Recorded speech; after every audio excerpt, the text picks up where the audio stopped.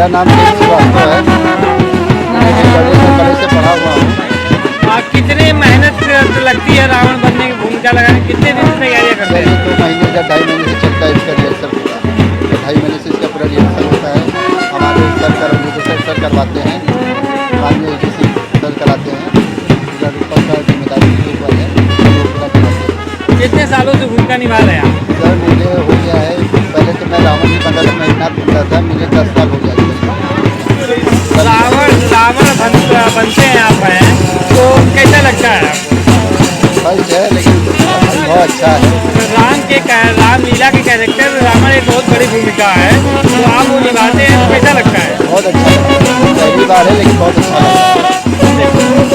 मैं आपका मेरा नाम हर्ष कुमार है। हर्ष जी राम की भूमिका निभा रहे हैं रामलीला में, कितनी मेहनत लगती, कितने दिन से प्रैक्टिस कर रहे हैं? मेहनत तो बहुत लगती है। पिछले 2 महीने से हमारा रिहर्सल चल रहा है, तो उसी रिहर्सल को करते करते आज फाइनल है। तो आप 2 महीने से इसका रिहर्सल कर रहे हैं। रामलीला में बहुत बड़ा कैरेक्टर है, तो रामलीला निभाने में कैसा महसूस होता है? बहुत ही अच्छा लगता है। राम भगवान राम का कैरेक्टर निभाने में बहुत अच्छा लगेगा। तो आज रावण वध होगा, तो कैसा लगेगा करके रावण का वध? अच्छा लगेगा।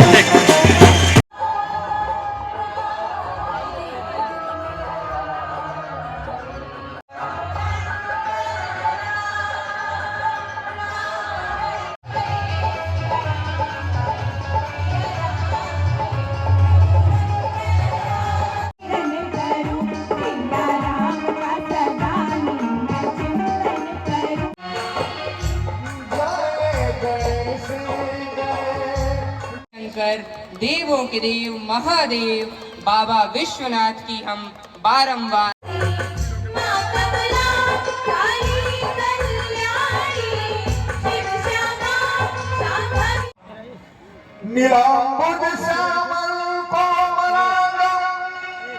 सीता समारोपित भागम पारो महासायक चारु चापम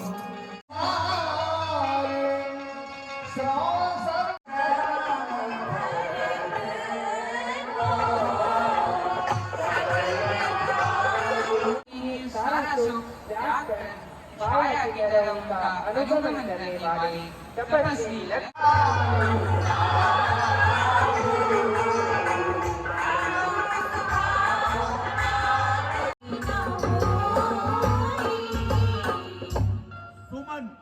रघुकुल नरेश राजा दशरथ के अभिन्न मित्र, विवेकशील सलाहकार, धीर वीर बुद्धिमान एवं कुशल सारथी सुमन, जिन्हें राजा दशरथ राम वन गमन के समय राम लक्ष्मण और सीता को वन में भ्रमण कराकर पुनः अयोध्या लाने का आदेश देते हैं।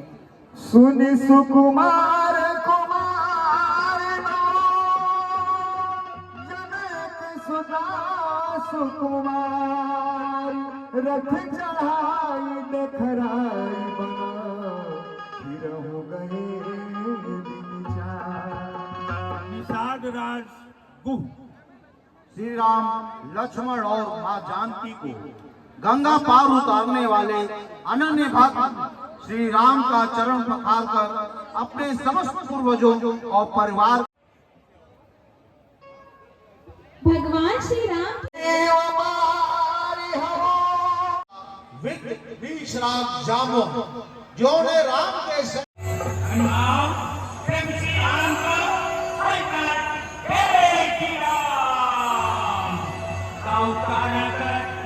उसने सफल होते हैं।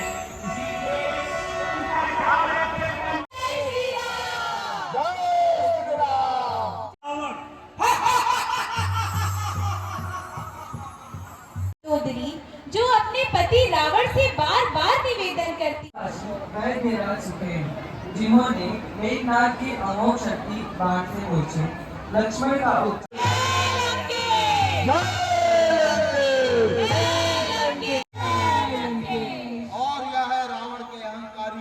सेनापति और उन्मत्त राक्षसी सेना।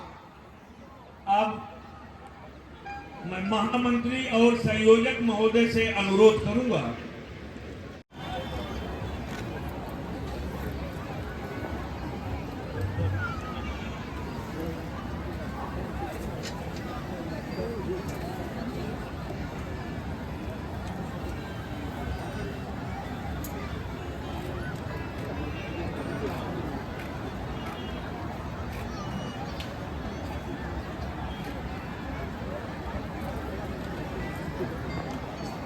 विश्वामित्र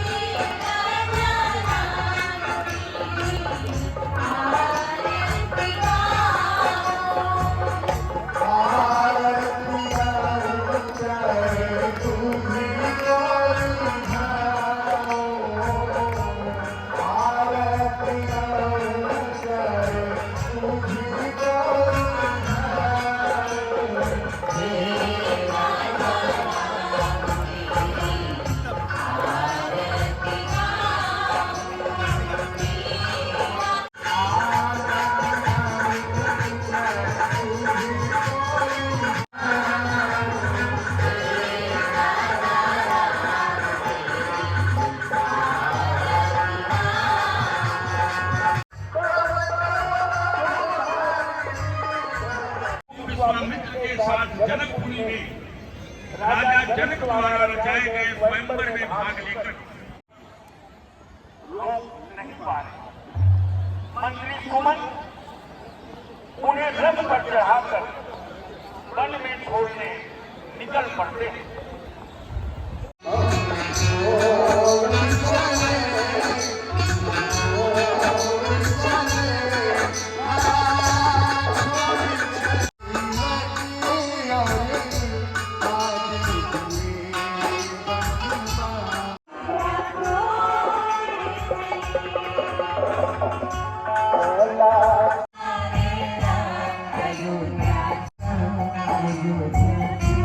में मां कौशल्या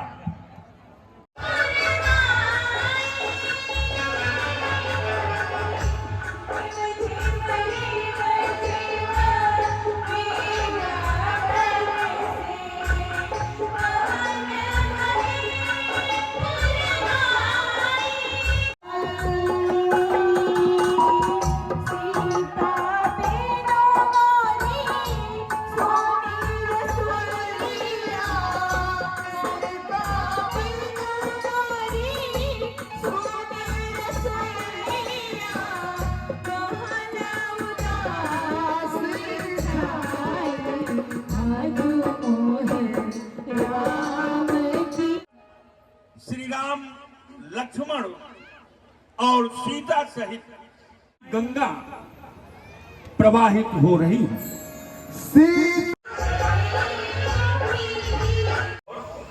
गंगा को प्रणाम करते हैं।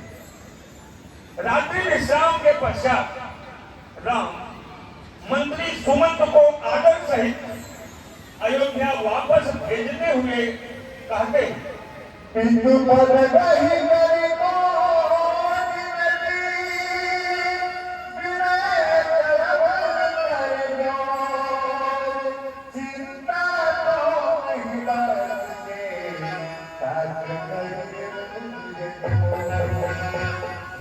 सुमंत को आदर पूर्वक अयोध्या वापस भेजकर श्री राम अपने अनुज लक्ष्मण और भार्या सीता सहित गंगा के किनारे पहुंचे और गंगा पार उतारने के लिए अभी आया सरकार। केवल श्री राम के पास पहुंचकर उन्हें प्रणाम करकर कहिए क्या आज्ञा है? बंधु, हमें गंगा पार जाना है। यदि अपनी नौका को दिखाकर हमें उस पार पहुंचा दो तो तुम्हारी बड़ी कृपा होगी। प्रभु, नाव को अवश्य ही लाऊंगा और आपको गंगा पार भी उतारूंगा, किंतु किंतु क्या मिला? निसंकोच हो, क्या कहना चाहते हो? केवल श्री राम से क्या कहता है, आइए इसे गीत के माध्यम से सुने।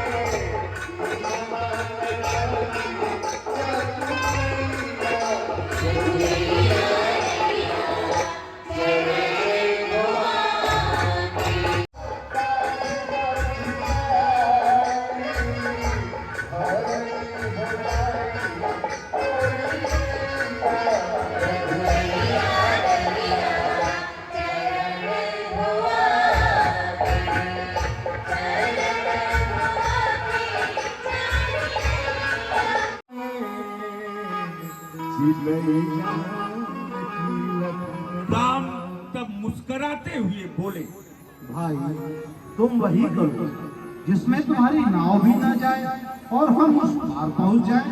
केवट दौड़कर परात में जल लाता है।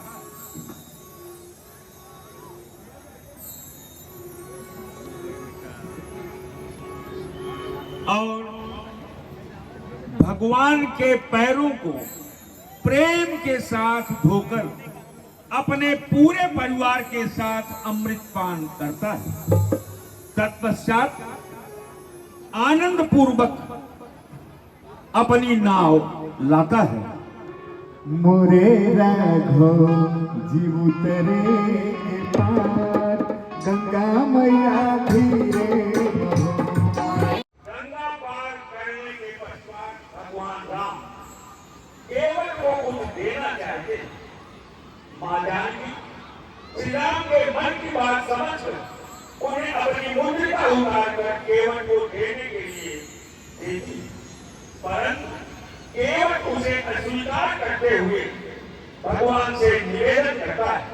केवट ने कहा रघुराई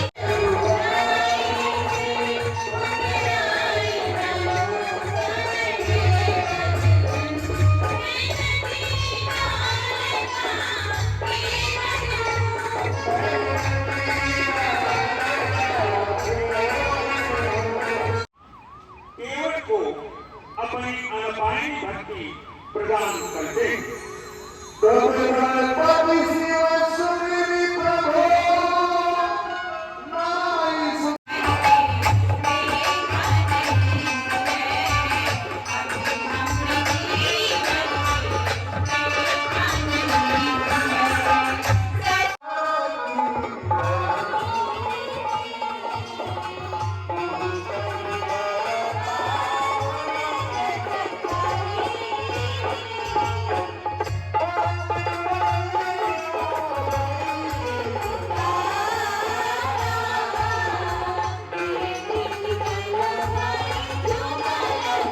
कुमारों को देखकर फिकर हो जाती है, उन्हें नृत्य करने लगती है। आइए सुपर्णखा के गीत रघुवर की मोहनी मूर्तिया सुरतिया ना बिसरे मोरे रामा रघुवर की मोहनी मूर्तिया सुरतिया ना मोहनी मूर्तिया की सावरी सुरतिया बिना सकोरी कहीं कागा नतिया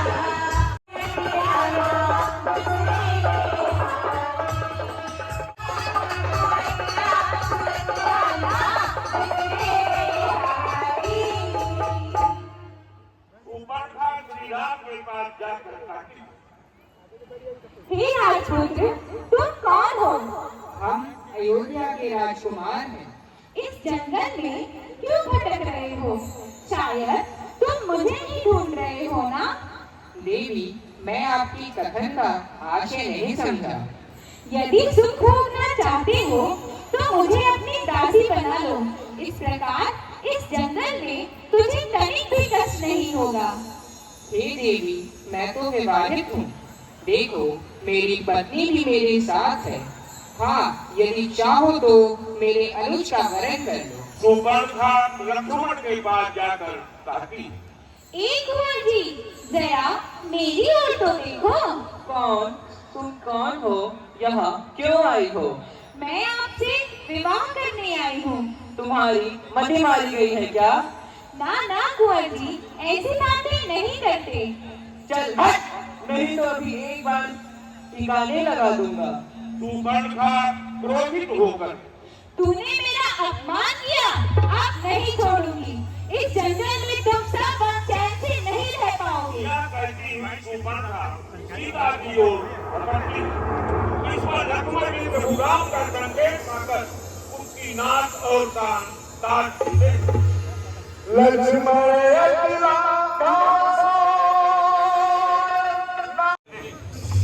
अंततः सुपर्णखा रावण के दरबार की ओर बढ़ती।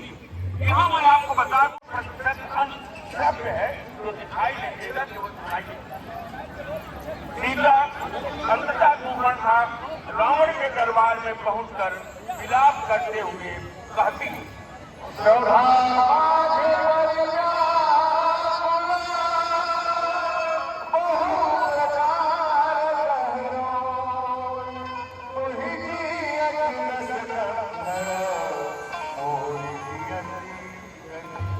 हे दशानन, तेरी जीते जी क्या मेरी ऐसी ही दशा होगी?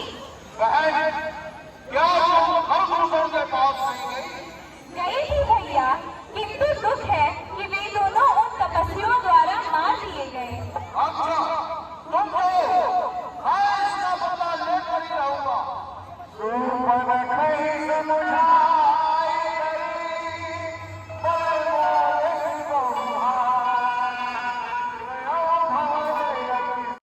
वह जानता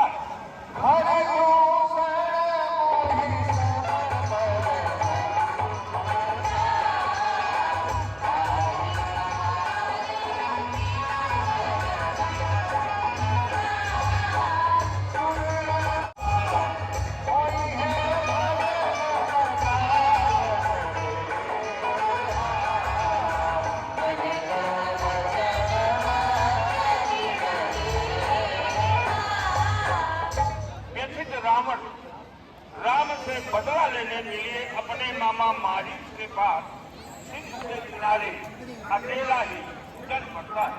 यहाँ पर प्रथम विद्यावली समाप्त हुई। आगे बढ़े दूसरी विद्यावली की तरफ।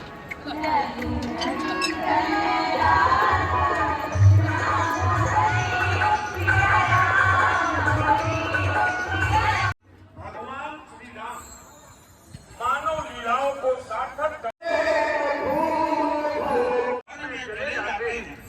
उसी समय अकेले कृपा और तब तक आप अगली भी बात करें।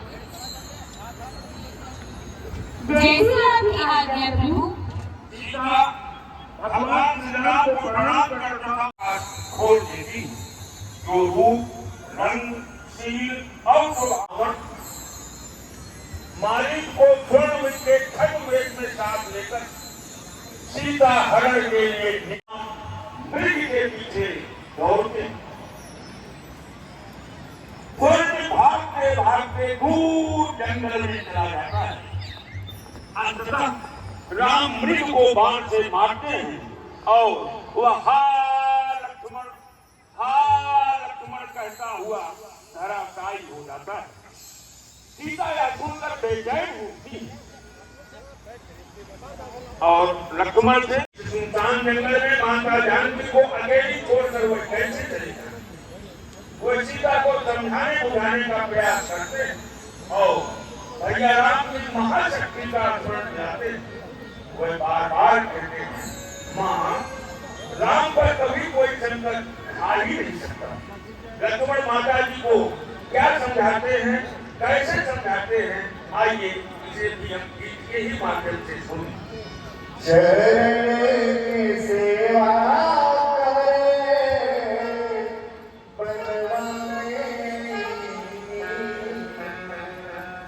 दुनिया में बड़ी बात के जननी छोड़ के चला कहाँ जाई हो आई हमें इतना बताएगा चरण की सेवा करे बनवा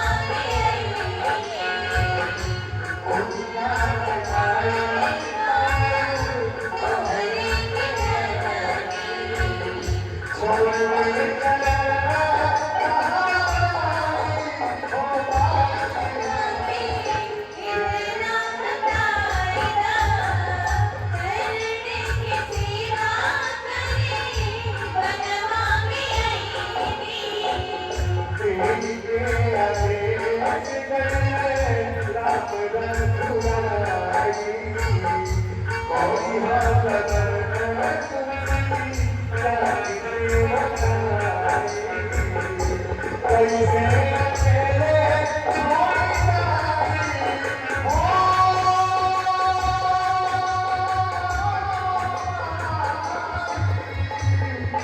कैसे अकेले छोड़ जाई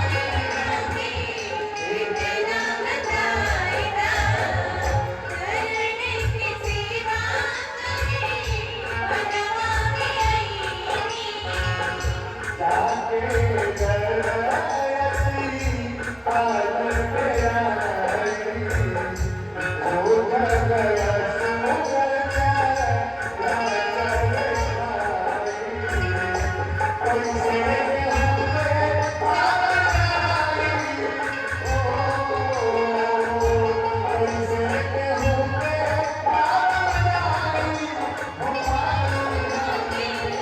इतना बताएगा करने की सेवा करे बनवा में आई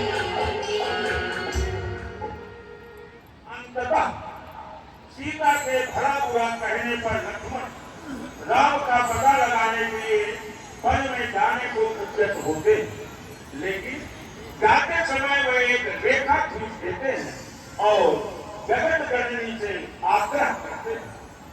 माँ, आपकी आज्ञा शिरोधार्य कर मैं भैया राम का पता लगाने के लिए जा रहा हूँ, लेकिन आपसे प्रार्थना है कि आप इस रेखा के बाहर पैर न रखें। लक्ष्मण के वहां से प्रस्थान करते ही रावण साधु वेश में सीता की कुटिया के सम्मुख आता है और भिक्षा देने के लिए गुहार लगाता है।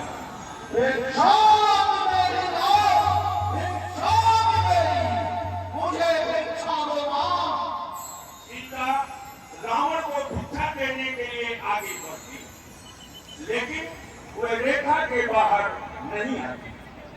रावण बिना भिक्षा किए ही पीछे हट जाता है और कहता है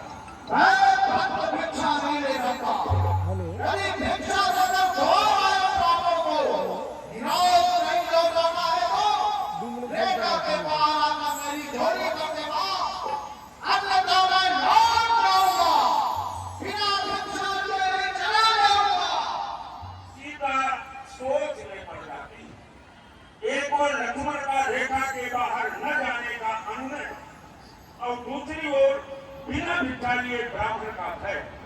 वह चिंतित होगी। अंततः वह भिक्षा देने के लिए आगे बढ़कर रेखा पार करती है।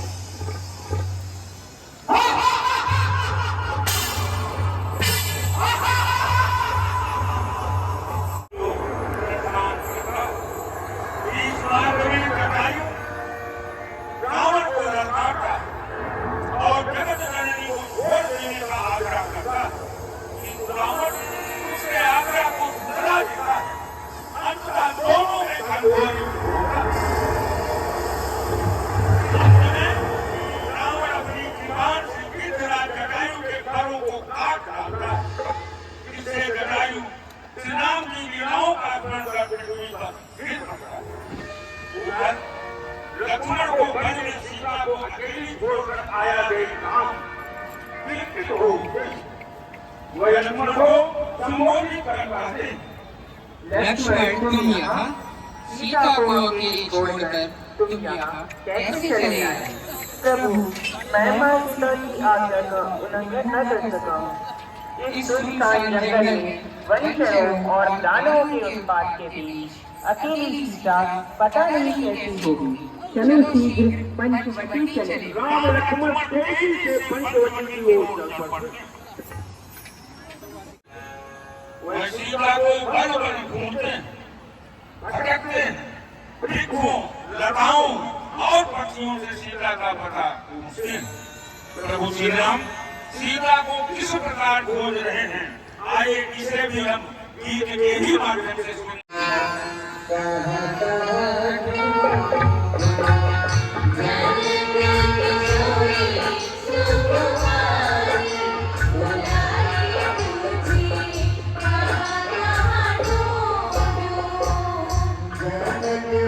Sorry,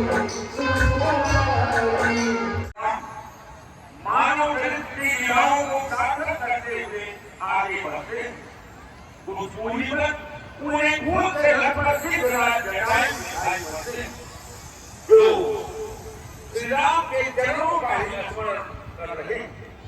श्री राम आगे बढ़कर गिद्धराज को अपनी गोद में उठा लेते हैं।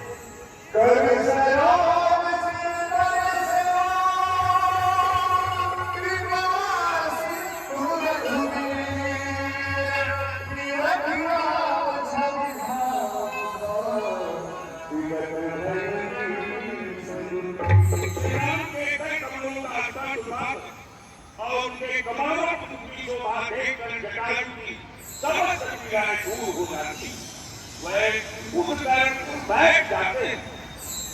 श्री राम गिद्धराज जटायु से कहते हैं कि यदि आप चाहें तो अपना शरीर बनाए रख सकते हैं, लेकिन भाग्यशाली गिद्धराज श्री राम से निवेदन करता है। क्या निवेदन करता है, आइए इसे भी तुरंत नीचे ही मांगते हैं। रघुराई से जटायु नाथ सुमिरा रघिया।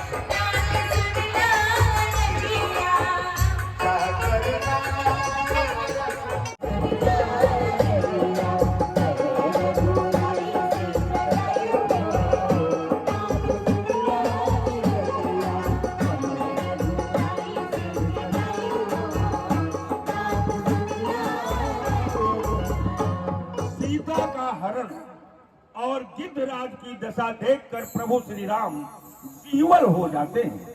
वह श्री राम जो नरोए वन गमन में श्री पिता की वेदनाओं पर उठाकर गिद्ध को निज गोद में आंसू बहाते हैं, न जाने कौन से गुण पर दयानिधि रीझ जाते हैं। गिद्धराज श्री राम से उनके अविरल भक्ति की याचना करते हैं और स्वर्ग चले जाते हैं।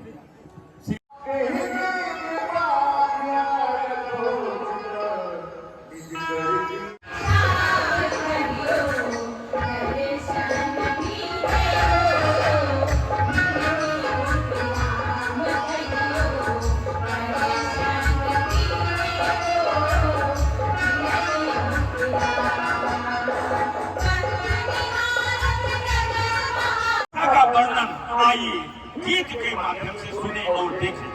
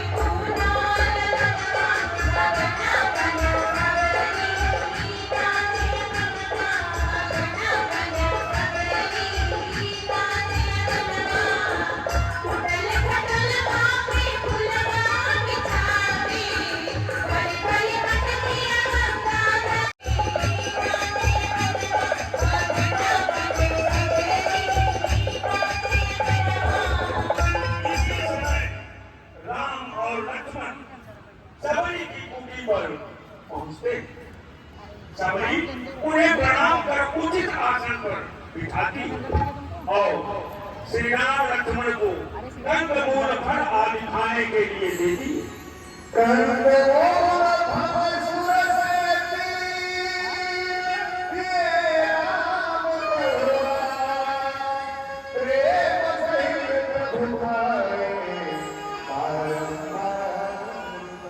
सबरी हाथ जोड़कर खड़ी हो जाती और भगवान श्री राम की ओर देखकर कहती है, हे नाथ, मैं आपकी स्तुति किस प्रकार करूं? मैं नीच जाति की हूँ और मैं अधम से बातों में अत्यंत अदम हूँ। हे पापनाशन, मैं मतिमंद भी हूँ। हे भाभी, मेरी बात सुनो। मैं तो अपने भक्तों का भक्ति से ही अपना संबंध मानता हूँ। मैं तो तुम्हें सभी प्रकार की भक्ति, इसलिए जो गति योगियों को दुर्लभ है वो आज तुम्हें प्रदान करता हूँ। हे भाभी, यदि तुम्हें सीता के संबंध में कुछ पूछना हो तो बताओ। प्रभु, आप तो सब कुछ जानते हैं, फिर भी यदि पूछते हैं तो आप पप्पा नामक सरोवर जाइए। वहाँ आपकी मित्रता सुग्रीव से होगी, जो सीता की खोज में आपकी सहायता करेंगे। यह सुनकर प्रभु श्री राम पंपा सरोवर हेतु गमन करते, सबरी उन्हें एक टक निहारते हुए कहती, जरा देर ठहरो राम, जरा देर ठहरो राम, तमन्ना यही है, अभी हमने जी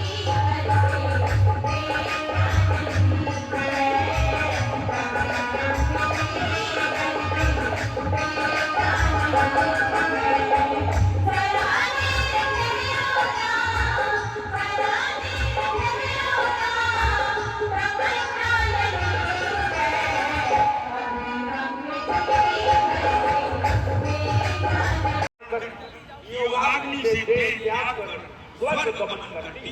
इस प्रकार दूसरी दृश्यावली यहाँ हमारी समाप्त हुई। आइए तीसरी दृश्यावली की तरफ हम बढ़े। लक्ष्मण को अपनी तरफ आते देख सुग्रीव भयभीत हो जाते और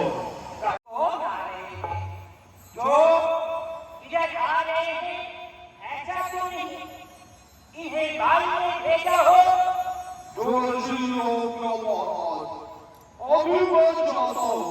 भगवान ब्राह्मण का वेश धारण कर राम लक्ष्मण के पास तेजी से चल पड़ते।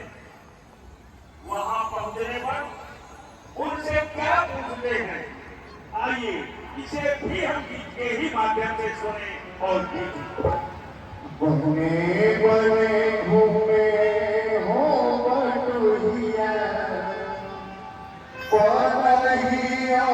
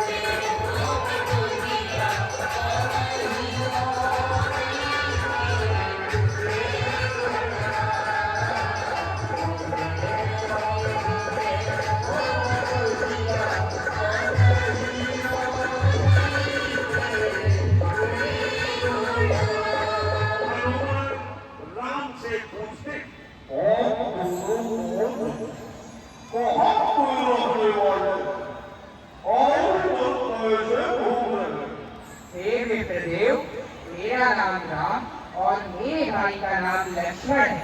हम अयोध्या के राजा दशरथ के पुत्र हैं। पिता की आज्ञा मानकर हम दोनों तथा मेरी पत्नी सीता वन में आए हैं। लगता है निशाचरों ने सीता का हरण कर लिया। उन्हीं को खोजते हुए हम घूम रहे हैं। हनुमान प्रभु श्री राम को पहचान कर उन्हें प्रणाम करते। प्रभु वही जाने पालो गए।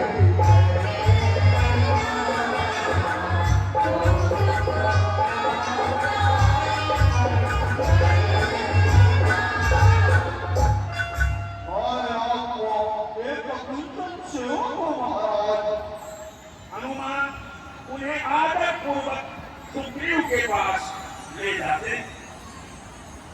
हनुमान आगे भगवान श्री राम और लक्ष्मण उनके पीछे तो तेजी के साथ सुग्रीव के पास जा रहे।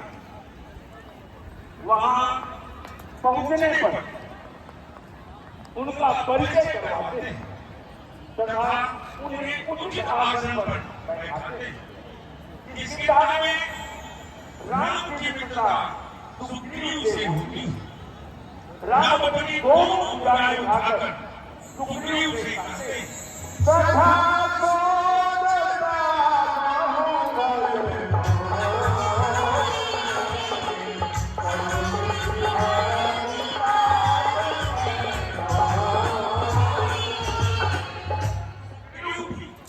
सीता की खोज करने और राम की सहायता करने का संकल्प लेते। राम बाली को मारकर सुग्रीव को उनका राज्य दिलाते। इस प्रकार कुछ समय होता। एक दिन हनुमान सुग्रीव से सीता का पता लगाने के लिए कहते,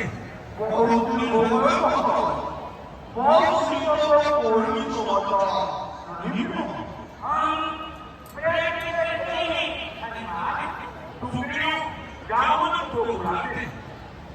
जामुन हनुमान और अंगराधिकारियों के साथ सीता की गोद में दक्षिण दिशा की ओर चल पड़ते।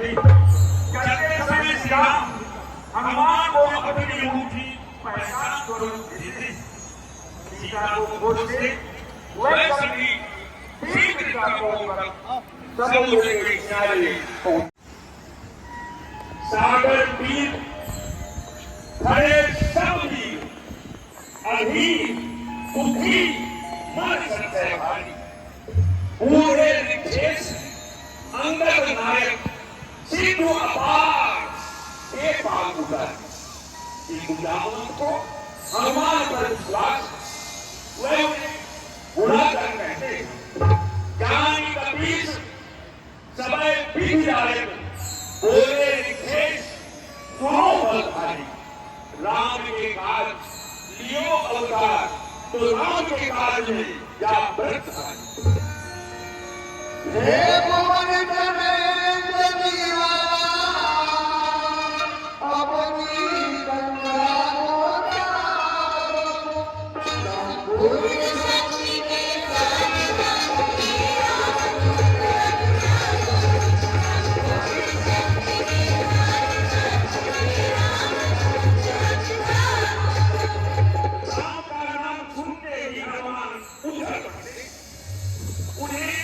अपने बल का अवधान होता है।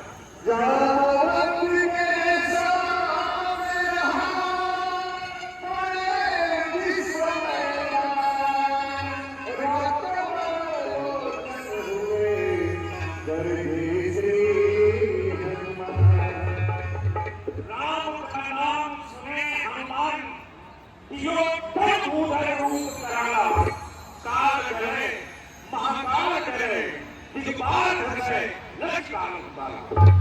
पुनः हनुमान क्रोधित होकर जामुन से कहते, तो समझ ये दो रूप ये रावण बढ़ जाऊं मत वाला। अरे जो तुम चाहो ऊपर ही कर रहा हूं सिया को मिलाऊं कहो तुम्हारा।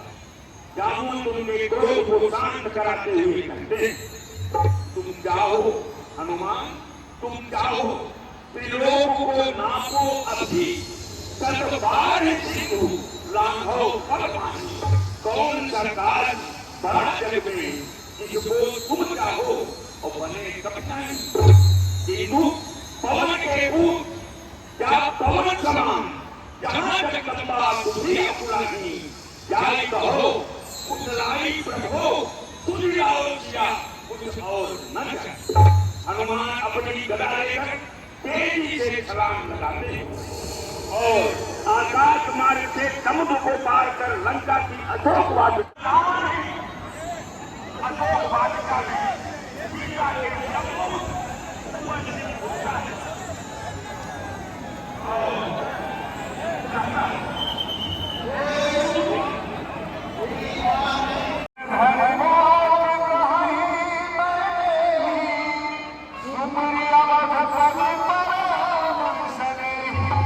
दुष्ट पापी अकेला देखकर मुझे हर्ष आया, तुझे खरीद कर लज्जा नहीं आई।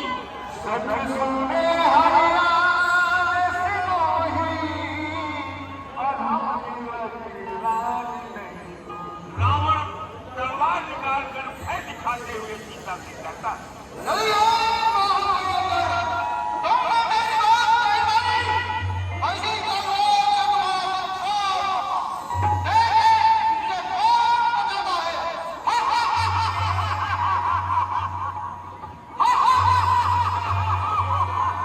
सीता व्याकुल हो उठी।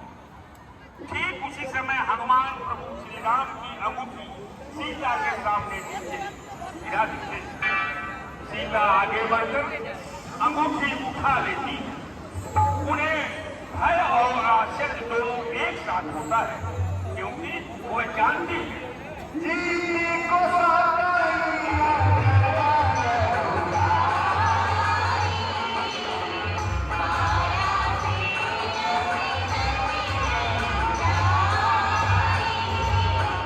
राम अजय और राम नाम अंकित यह अंगूठी माया से बनाई नहीं जा सकती। ठीक उसी समय हनुमान नीचे उतरते और राम राम कहते हुए माँ जानकी को प्रणाम करते। कौन हो तुम? यह अंगूठी तुमने कहाँ से पाई?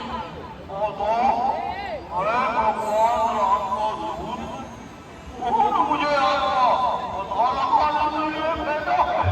कभी के वचन सप्रेम सुनी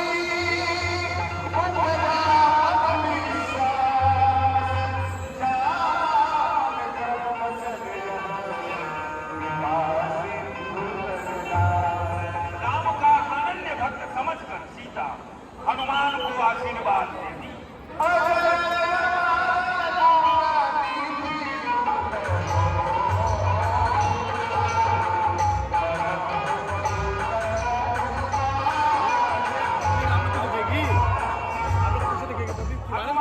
सबको प्रभु राम का पब्लिक को ही संदेश सुनाने बैठ जाइए, के बैठ के बाद देखिए। माँ जानकी से कहते हैं, मुझे भूख लगी वाटिका में कुछ फल खाओ। यहाँ वाटिका की रखवाली करने वाले बहुत से राक्षस हैं। उनकी चिंता ना हो तो जाकर फल खा लो। मुझे हनुमान माँ जानकी को प्रणाम कर अशोक वाटिका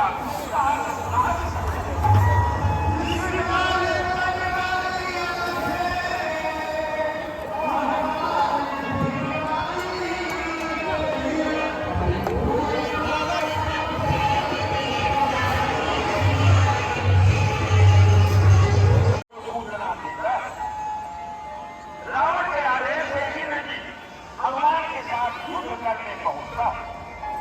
मेघनाथ और हनुमान में घनघोर युद्ध हुआ।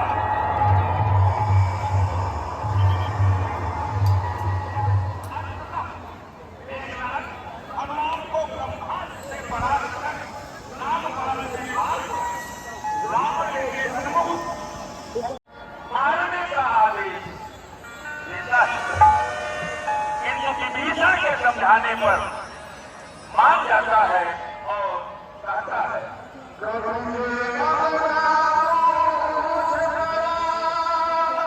सब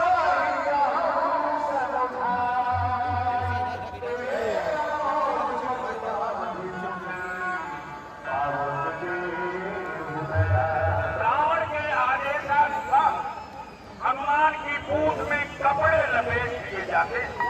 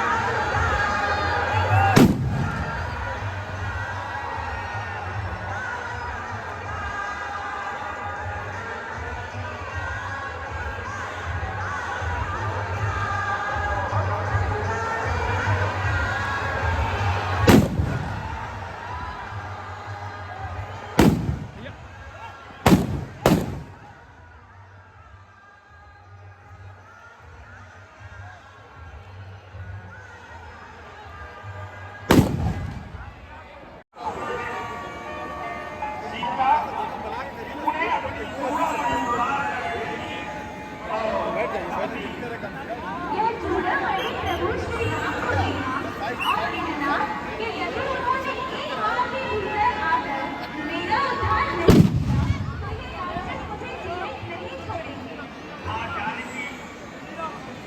प्रभु श्री राम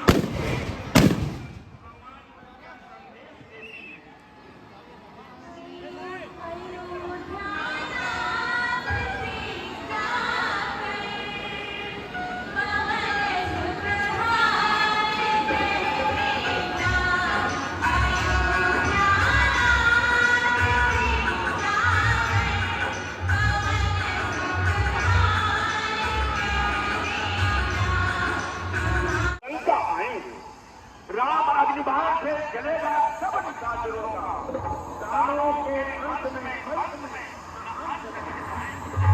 लंका का ध्वंस होगा, राक्षसों का अंत होगा, रावण को मारकर हाथ जोड़े जाएंगे, राम का प्रताप तीनों लोकों में फूटेगा माता, सूर्य, नर, मुनि, सभी हनुमान मां सीता से चूड़ामणि लेकर उन्हें प्रणाम कर रावण के लिए राक्षसों को संदेश देकर वापस चल पड़े।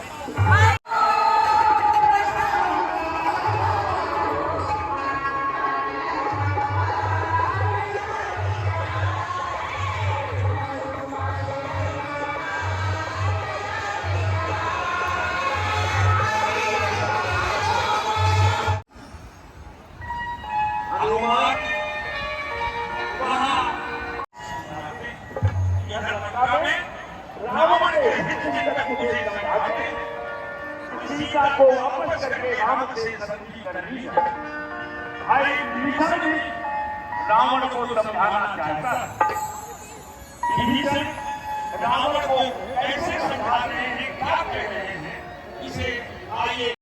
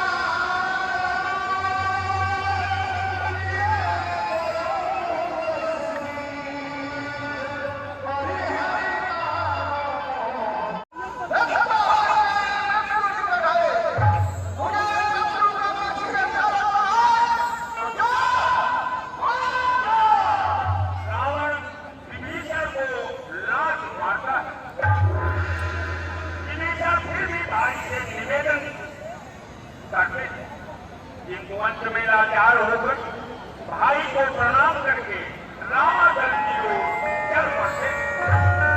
बंदरों ने बीच रास्ते में ही रोक देते और फिर यह समाचार एक बंदर जाकर प्रभु श्री राम को कहता है, मैं भी हनुमान को भेजकर पता लगाता हूँ। हनुमान जाते और वहां पहुंचकर विभीषण को हनुमान के साथ विभीषण प्रभु श्री राम की ओर चल रहे हैं। यहां पहुंचकर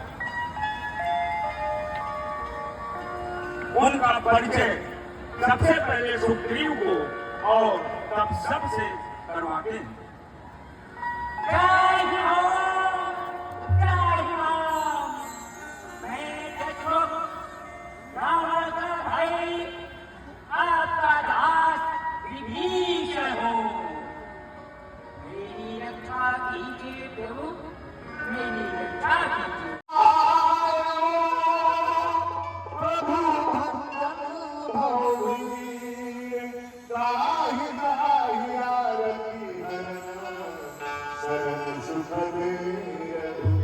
राम विभीषण को अभय देते।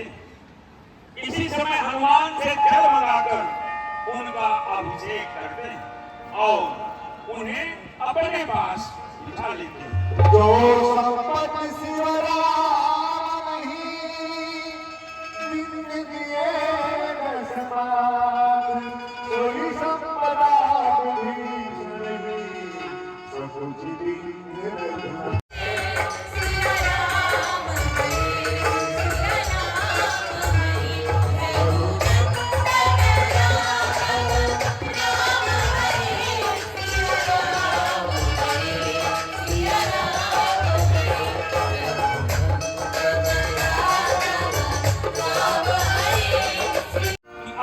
क्या किया जाए? सलाह हुई कि नीति के अनुसार पहले एक दूत रावण के पास भेजा जाए। जामवंत ने अंगद को दूत बनाकर भेजना उचित बताया। राम ने इस राय को स्वीकार की। अंगद को बड़ी ही प्रसन्नता हुई। वह राम के चरणों में शीश नवाकर तेजी से रावण दरबार की ओर चल पड़े।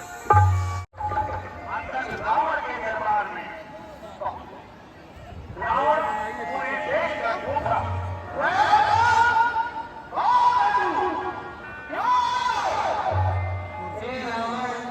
भगवान श्री राम का दूत हूँ। मेरे पिता भाई को तुम्हारी पिता इसलिए मैं तुम्हारी भलाई के लिए आया हूँ।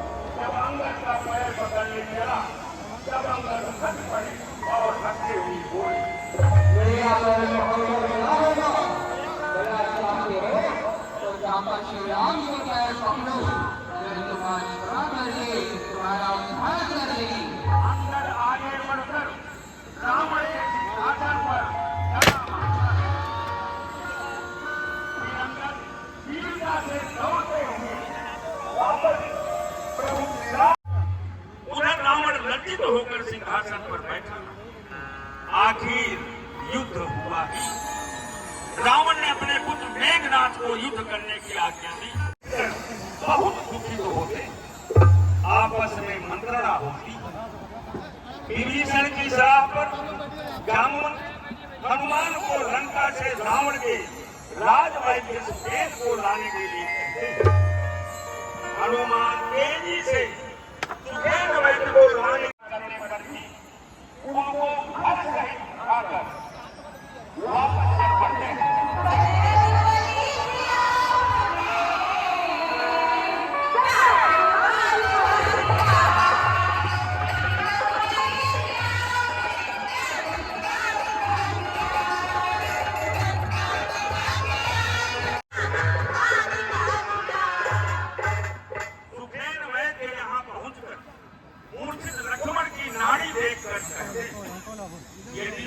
सूर्योदय के पूर्व द्रोण पर्वत से संजीवनी बूटी आ जाए तो लक्ष्मण के प्राण बच सकते।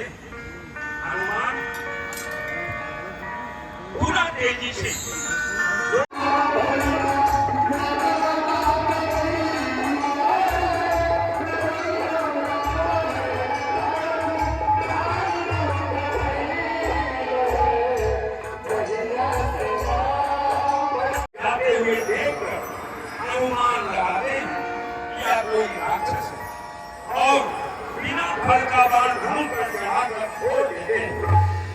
जो हनुमान को लगता है और वह राम राम कहते हुए पृथ्वी पर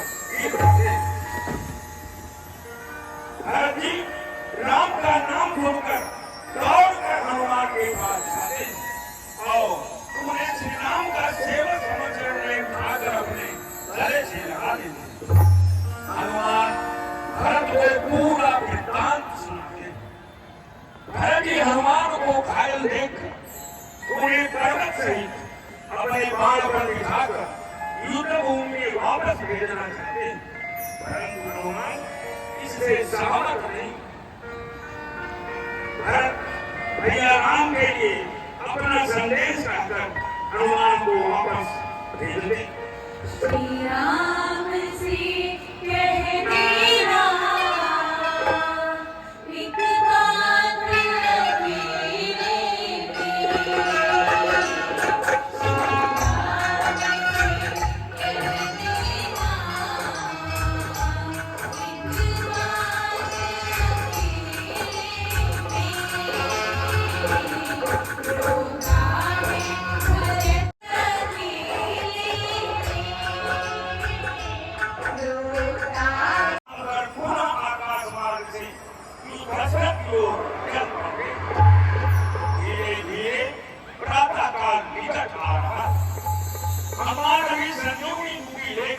लौटे नहीं, राम विह्वल होते।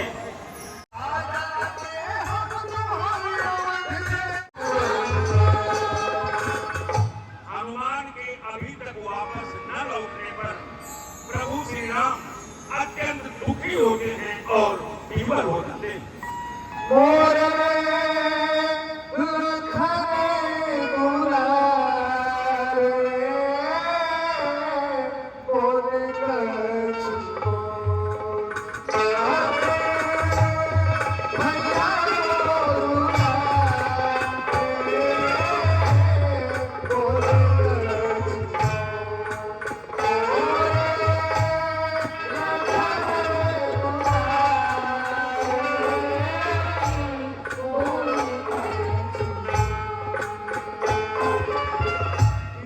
इससे राम रावण युद्ध भी नहीं होगा और विभीषण को दिया हुआ वचन भी पूरा नहीं होगा। इसीलिए एक सत्य उनके दिल से निकल पड़ती। राज गए कर सोच नहीं सोच पिता बनवास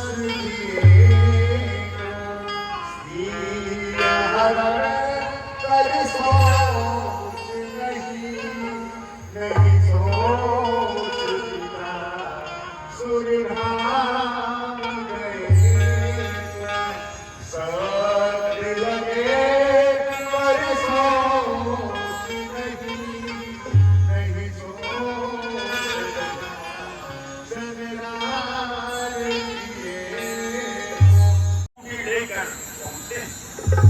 के राज सुखेन ऊटी से रस निकालकर उपचार करते हैं।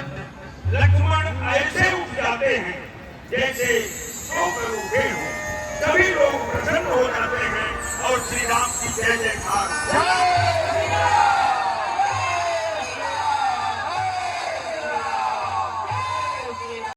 अर्थात रावण युद्ध के विभिन्न पहलुओं पर विचार करता हुआ रावण के पास बहुत उनसे अपने जगाए जाने का कारण पूछा। रावण उसे आत्मविश्वास सब वृत्तांत सुनाता है। कुंभकर्ण रावण से कहता है,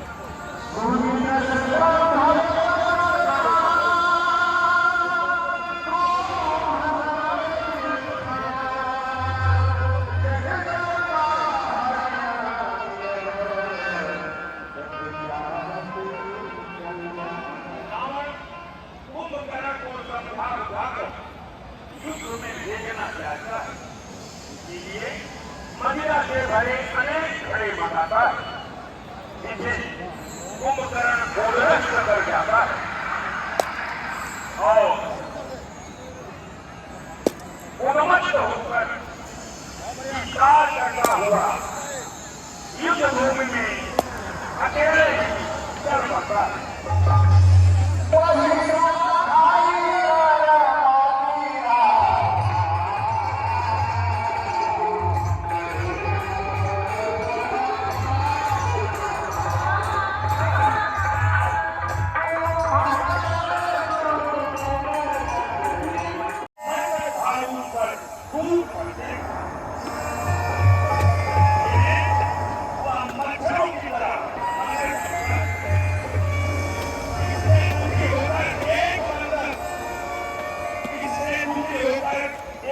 श्री राम के पास जाता है।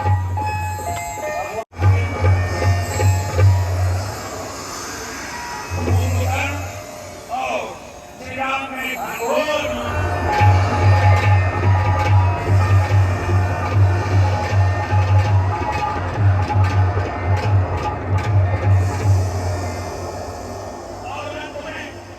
राम के बाणों से घायल कुंभकर्ण युद्ध भूमि में गिर पड़ता है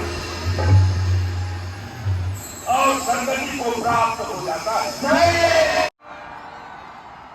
अपने पिता रावण को प्रणाम कर कहता है,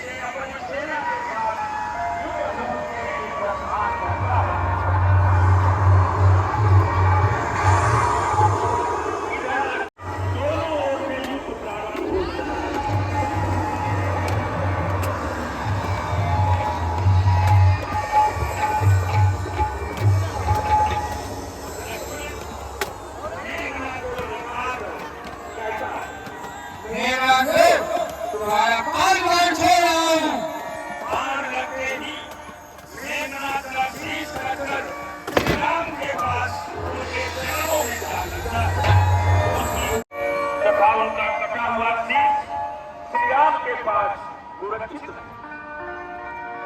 वह मंजूरी से आज्ञा लेकर अपने पति का शीश प्राप्त करने के लिए रामाधन की ओर चल पड़ी। तो रामाधन की ओर आगे देखकर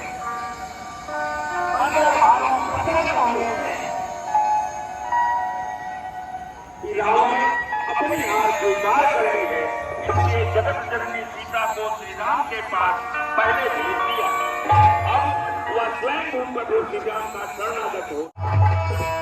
हनुमान को चिंता होती कि अगर रावण प्रभु श्री राम के चरणों में आ गया तो विभीषण का क्या और फिर लंकेश कौन होगा? श्री राम हनुमान के मन की बात को समझ कर कहते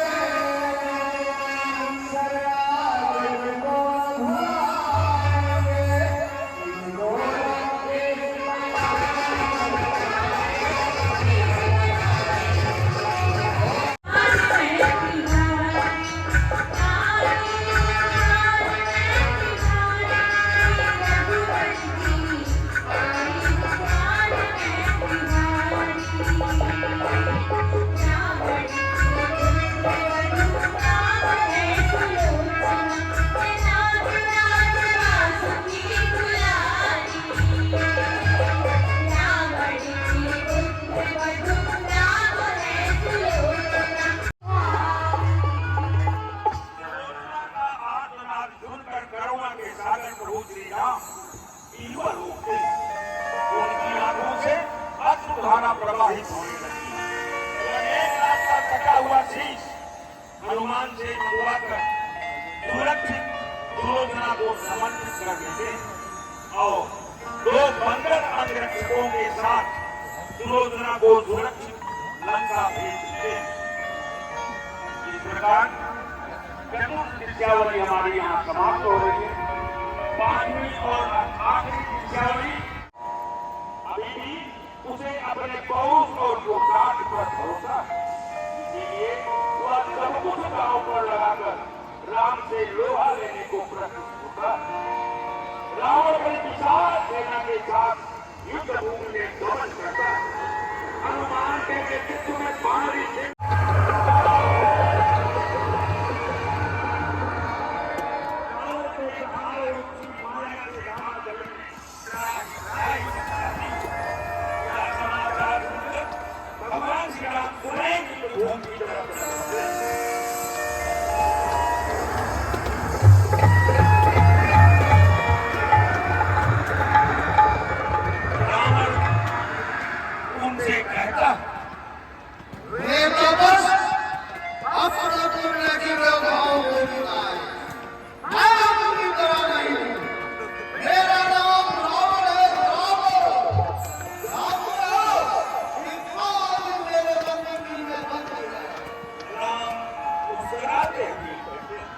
और भी कुछ कहना है तुम्हें कहो।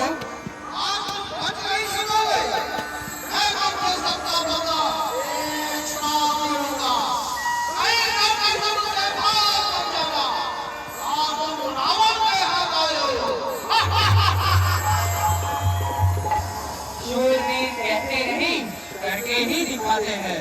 तुमने तो धर्म की मर्यादा भंग करके अपने बल के घमंड में वैदेही के रूप में अपनी मृत्यु बुलाई। क्या अब भी तुम अपनी को वीर समझते हो? आओ मेरे बाणों का सामना करो। दोनों ओर से सेनाएं आगे बढ़ी और युद्ध प्रारंभ हुआ।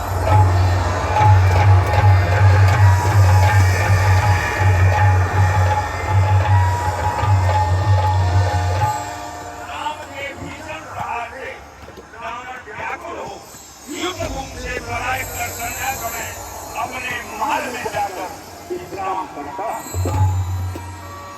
उसी समय मंदोदरी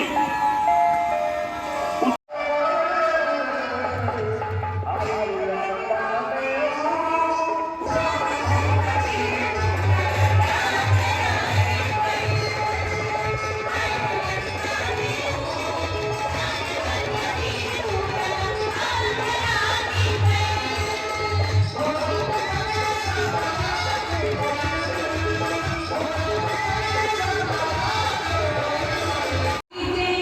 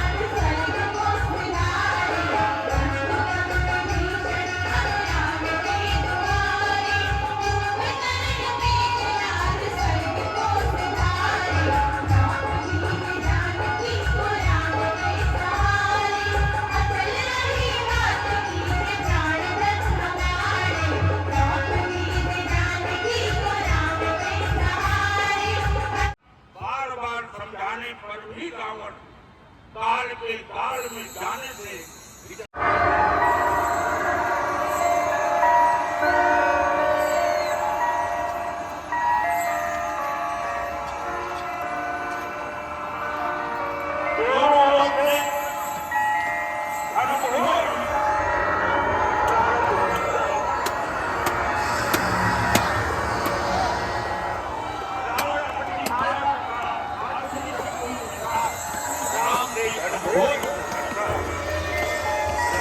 अपने शक्तिशाली बाणों से रावण को प्रहार करते रावण मरता नहीं।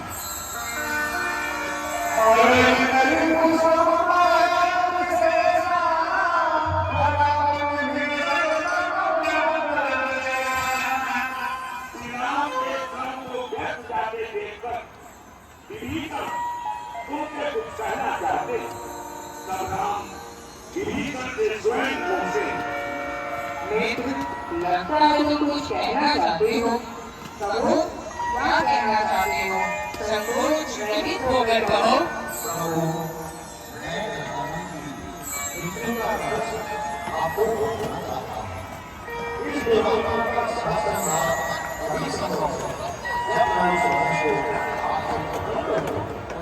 मित्र, तुम जो कुछ उचित समझते हो वह मुझसे कहो।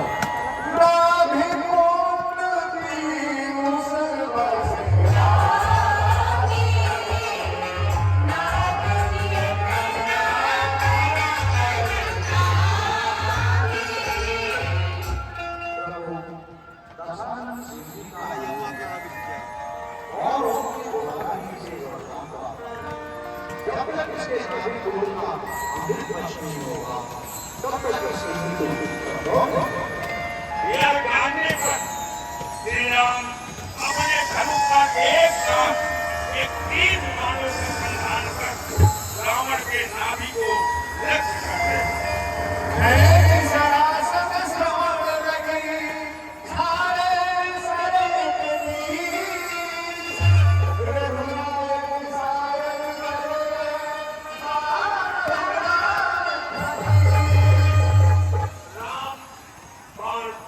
रावण की नाभि में बाण रखे बाकी बार करता हुआ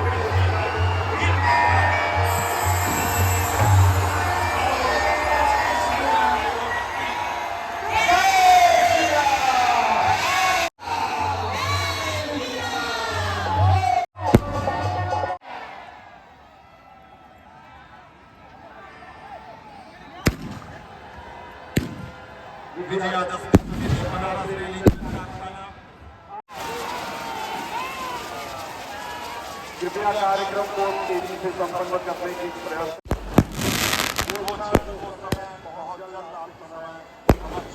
भगवान श्री राम